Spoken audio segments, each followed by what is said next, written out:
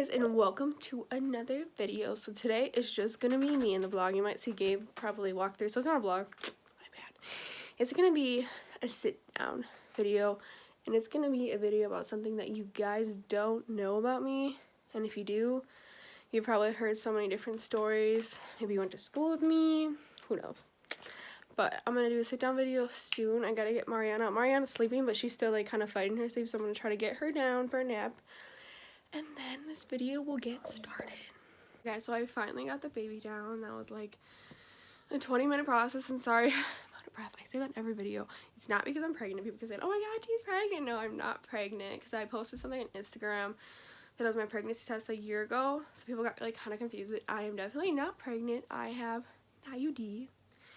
No more babies, but I'm also wheezing because I have asthma and I'm sick, so I'm coughing and it's causing me to have asthma. You guys don't want to know about that. Okay, so this is not a positive thing to talk about, so if, you know, little things, it's not a little thing, it's a big thing, if things trigger you, if certain subjects like sexual assault, this is what we're going to be talking about, sexual assault, if that triggers you, then click off the video now. That's fine. I'm not mad. I don't, you know, it's just certain people want to hear the story and certain people don't, and it's not always a good thing to talk about, but also it's something that I feel like people don't talk about enough and spread awareness, and that's what I'm trying to do, spread awareness. It's no, that making this video is not to get attention. It's not, so don't feel bad for me. I don't even feel bad for myself. Never feel bad for yourself, because it literally gets yourself nowhere. I don't feel bad about myself, and a lot of people that, you know, have this situation, go through this situation, often feel bad for themselves, and that's like the beginning. I feel like after it happens, you're just like, why me? Why did this happen to me? So, let's get started. So, when I was about I was 5 years old, and I was about to turn 6, I'm pretty sure. Yeah, I was about to turn 6. Sorry, this happened forever ago, so it's just like so much to remember. And my mom started dating someone, so she started dating someone when I think I was like 4 or 5, and then they were together for about a year, and, you know, we liked him. He was, you know, he was fine. I just dealt with him, like, you know, he was always nice to my mom, he was nice to me, so I saw he was good to her, so, you know, we thought that I was 5, okay, I didn't really think much. And at the age of 5, my stepdad started like coming into my room and like doing stuff, and I didn't think anything of it. I was a kid, I didn't know anything else, I didn't think anything was bad. And this sounds bad, but a couple years later, I want to say this as fast as possible, just get it out. I was sexually assaulted for 6 years straight, and it was like one of the worst things that has happened to me, but also I don't let it define me. I feel like I have taken this horrible situation and grew from it dramatically. Like, I am not the same person I was. Like, I remember being in middle school, going through this situation, being so scared, being so quiet, keeping to myself, because I was in a situation where I was getting molested, obviously. So that was, yeah, middle school, and then, yeah, sorry, it's just like, just going, you know, talking about it and then going back to the moment, it's just like crazy, I feel like. But going through that situation has changed my life forever, and I am not saying this going through something like this is never a positive thing. I feel like, you know, you can go through a horrible situation and then take a horrible situation and turn something positive. So basically making a video, helping spread awareness. I turned all that anger into all that sadness and anger, all that stuff, feeling like that. I turned that into probably I am a very cold person at times, I can be, but the people that I do love and I trust, I will protect someone that I love. Like, you know, sorry, we're getting off topic, but back to the topic. So I'm just like, trying to explain this to you guys, so the best of my capabilities. Like, it's really hard to explain something like this because I'm actually shaking right now, guys, so bear with me. So I went through this when I was around 5, 6, so it was 6, 7, 8, so I just turned 6, so the end. So 6, 7, 8, 9, 10, 11, 12, 13, all that time it happened to me every single night, and I just, like, thinking now back to that situation, why did I go through this? And I'm not going to get into detail what happened to me, but just, let's just say my stepdad sexually assaulted me, and it changed my life. That was, like, the whole first 3 minutes of this video. It changed my life forever. But now you guys want to hear, like, what happened after. See, I'm not good at explaining stuff. I'm sorry. So what happened after, so I was about 13, my 13th birthday. So this is where it all went down. Oh, this is, like, the day I hate talking about. I know people usually do these videos, they're, like, calm and, like, I can't do that. I have to keep, because I'm just, like, hate talking about this. So when I was 13, I told my mom. I decided to tell her. It was my 13th birthday. I know that's not, like, a day. And just, like, thinking I hate my birthdays now because it's, like, the anniversary or whatever you could say from that day. And that day changed my life forever because this is how it's going to start. So I told my mom, it was, like, around, like, I think 4 or 5 at night. And then it was still light outside. Now, obviously, it's still dark outside all the time. But that day it was, like, dark or light outside 4 or 5 o'clock at night. Yeah. And I told my mom, I was like, you don't think, because I got in trouble that day, actually, too, and I was like, you think your boyfriend's so perfect? And she's like, what do you mean by that? And I was like, you just think he's so perfect? Like, I don't even know why I said that, like, because she wanted me to talk to him, and I was like, I don't want to talk to him. Like, I had so much anger just built up from all the years. I said, I don't want to talk to him, and she's like, you need to talk to him. So, you know, I was like, you think he's so perfect, blah, blah, blah. She's like, why would you say that? And I was like, I've been getting sexually assaulted for the past 6 years, and you haven't even noticed. And she's like, what are you talking about? Like, sexually assaulted? Like, and I said it in a different way, like, telling her everything that happened. She's like, what do you mean? I told her everything that happened. And, sorry, I'm getting notifications. I told her everything that happened. And her heart just, like, you know, in her heart, she knew that I wasn't lying, because obviously, who makes something up like that? You don't make something up like that. So I told her, she's like, I believe you. She's like, what are we going to do next? I don't know what to do. She's like, let's just not get the cops involved right now. I'm going to go talk to him. And I was like, why? So I went to my best friend's house, and I stayed there while, you know, she went to go talk to him about it. Like, confront him, like, why did you do this? And so I stayed at my best friend's house, and I called my grandma, and I told her everything was happening, because she's like, because we also had plans with her that day, and she's like, why am I not coming over? Your mom just canceled. And I told her everything that happened, and she just screamed, dude. Like, she just screamed on the top of her lungs. That's not something you never want to hear that about someone you love. And she screamed on the top of her lungs and hung up. And then, you know, I called her, like, over and over again. She wouldn't answer. 7 minutes later, she called me. She said, I called the cops. Where are you? She's like, I need to know where you are right now. And I told her I was at Cassidy's. So she sent the police to Cassidy's. So my best friend name is Cassidy. So she doesn't mind me saying her name in these videos, so it's fine. So I was at her house, and, you know, I was just like, oh my God, she called the cops. My mom's dealing with her right now, or him with right now. And it's like, it was just crazy. And then the cops showed up, like, really fast, because they don't live too far, obviously. And they asked me all these questions, what happened, and I told them. And then they went to the house. So they didn't come to my house. They went to his parents' house, because he went to go stay at his parents' house, because he's just like, the cops are coming, I can't be here. So he just left.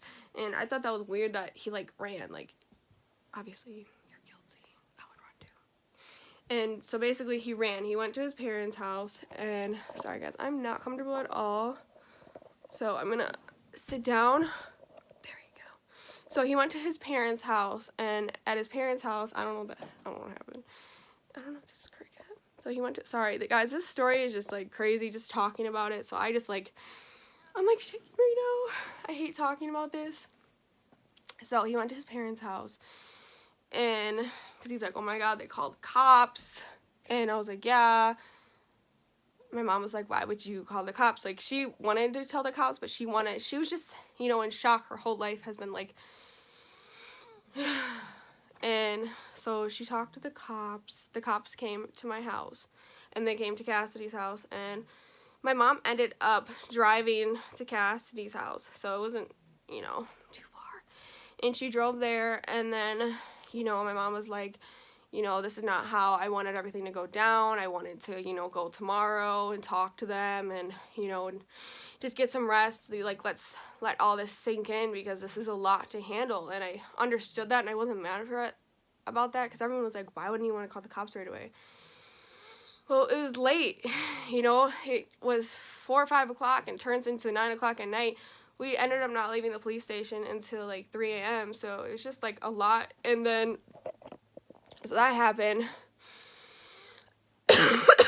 And we went to the court. We had to go to like, it was like connected to court. The police station was connected to the courthouse. So we had to go there at nighttime. We didn't leave till 3 a.m.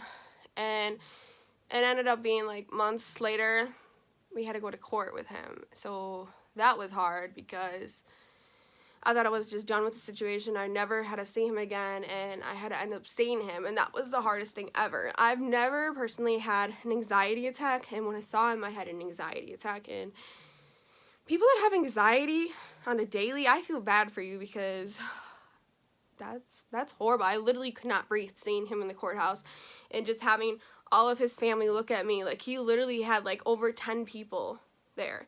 And also another thing was they found stuff like evidence obviously on his computer. I'm not going to say of what it was, but you get an idea of what he was looking at, and that helped it, but it didn't help enough because unfortunately I didn't win the case. And that was the hardest thing for me, I feel like, because I said to myself the day, you know, I decided to tell my mom that I'm going to put this man away.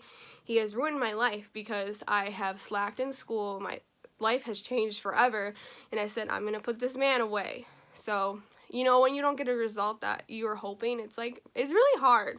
And it doesn't matter any situation with court and you're trying to put someone away that did something horrible to you. You always want a positive impact, you know, obviously. And we didn't get that. And he got out free, and then the court was, you know, like, you know, to me, you know, after closed doors, do you want to do this again? You know, it's going to be hard because you might get the same result again and have to put yourself through this again. And I was just like, yeah, I want to do this again. So then he ended up pleading guilty because he knew I was going to go through this again, and he found out about the evidence going through. So he was just like, oh, so he put the evidence, you know, with the evidence and stuff, he just pleaded guilty. And he still got away with it. Okay, that, I thought that once you plead guilty, you don't get away with it. And that really hurt because I thought, you know, I'm going to be good. I'm still going to have to deal with this for the rest of my life, you know, think about it, but I'm going to grow from it, you know, and, you know, he's going to get what he deserves. And that unfortunately didn't happen. So years, you know, and guys, the biggest part of this whole thing, like, wasn't the biggest part, but it was dramatic as us going to court, going through all this. I also got sent to the mental hospital, and I don't like to talk about that, but I was at a low point in my life. I never thought I could get to that point where I didn't want to eat. I just didn't care about anything anymore. I didn't even care about myself. I was hurting myself. Like, just thinking back, guys, I never thought that I would ever feel that low, and I don't feel that low. That was years ago, so I have not felt that low. Guys, my camera died, so I had to charge it. So I'm gonna pick back up where we were. So me going to the mental hospital, that was, you know, I was depressed, all that. On top of that, because we also had a brother and sister that he had kids. He had 2 kids. And I looked at them as a brother and sister because we knew them more than 7 years. You know, we lived together. We were always together, so it was hard dealing with that. You know, you're losing a brother and sister. You were so young we were so young when we met them, so that's really all we knew, you know. And also, once, you know, all this happened, sorry, I'm like going back. When all this happened, in the process, we were losing our house. My mom couldn't afford, she lost her job. We couldn't afford anything. We had to go live with my uncle, and he helped us out. And it was just like, it was just horrible especially seeing my mom. She wasn't like the same after this, like, obviously, who's the same after this, but she was at a point where my mom was depressed. She she talked to us. She still made sure we were eating. She still made sure all this stuff. But obviously, she lost her job. We lost our house. You know, we had to move into someone else's house who I hated living with someone else. I loved that. I was so grateful that he let me live with him, like our uncle. But it was just, it sucked living in someone's house. It really did. And, you know, you don't feel, we felt at home and grateful, but it was just a house that we loved, that we were living in. Even after everything that happened in the house, we still loved it. And sometimes I sit there and I'm in shock that I went through this. But then also, I'm like, wow, I'm a survivor. I got through all of this and I'm still here today. And I'm so strong. Like, I'm not even trying to be like, I am strong. Like, I am one of the strongest people I've met. And going through this, people don't really get to know me. And that's the thing I'm trying to work on, opening up more. So that's why I decided to make, people keep asking me too, why do you make a YouTube channel? That, I gave a little brief why I wanted to, but the reason why I made a YouTube channel is because I have been through so much more than you guys have known. I'm going to tell you literally everything. And I want to, you know, open up to you guys more than I've opened up to my own family, my own friends. So, you know, that's why I made my YouTube channel, and to show my life and having a baby. And I just want to save these moments forever. Like, guys, I never thought I would have a baby. I don't know if you guys watched my 17 and pregnant, but I think I talked about how I literally was not able to have a baby. And I prayed to God so many times, please give me a baby. Not like this second.